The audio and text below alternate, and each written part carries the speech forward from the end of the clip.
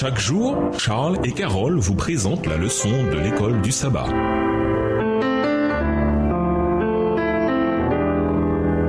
Bienvenue dans votre émission. Dieu nous parle. Nous voilà à la leçon de mercredi, l'alliance première partie. C'est maintenant le moment où l'alliance promise devait s'accomplir. Mais j'établirai mon alliance avec toi. Tu entreras dans l'arche, toi et tes fils, ta femme et les femmes de tes fils avec toi. Genèse 6, verset 18. Par opposition à la menace divine de destruction, Genèse 6, verset 17, cette alliance est la promesse de vie. Lisons Genèse 8, verset 20. Que fit Noé en premier quand il sortit de l'arche et pourquoi? Genèse 8, le verset 20, Noé bâtit un autel à l'Éternel, il prit de toutes les bêtes pures et de tous les oiseaux purs, et il offrit des holocaustes sur l'autel. Comme Adam et Ève qui adorèrent certainement Dieu pendant le sabbat, juste après les 6 jours de la création, Noé adora Dieu juste après le déluge, autre événement de création en soi. Mais il y a une différence entre ces deux actes d'adoration. Contrairement à Adam et Ève qui adorèrent le Seigneur directement, Noé dut recourir à un sacrifice. C'est la première mention d'un autel dans la Bible. Le sacrifice est un holocauste. Ola, le sacrifice le plus ancien et le plus fréquent. Pour Noé, ce sacrifice était une offrande d'action de grâce, Nombre 15, versets 1 à 11,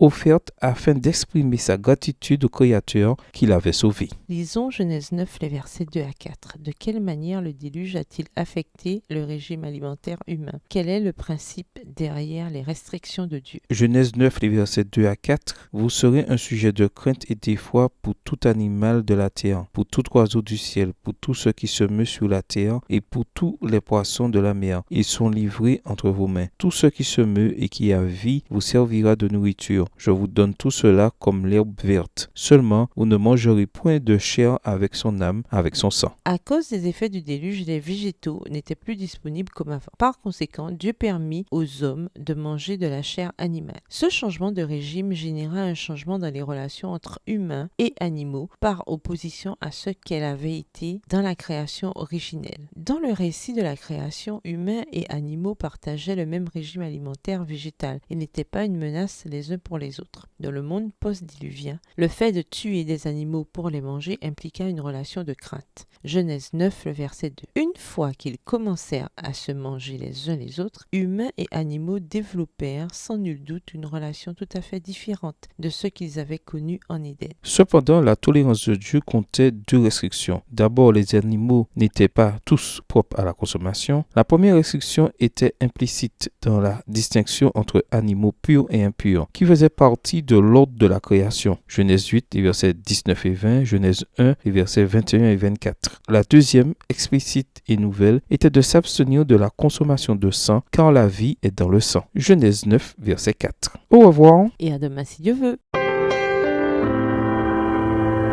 Dieu nous parle. Chaque jour, Charles et Carole vous présentent la leçon de l'école du sabbat.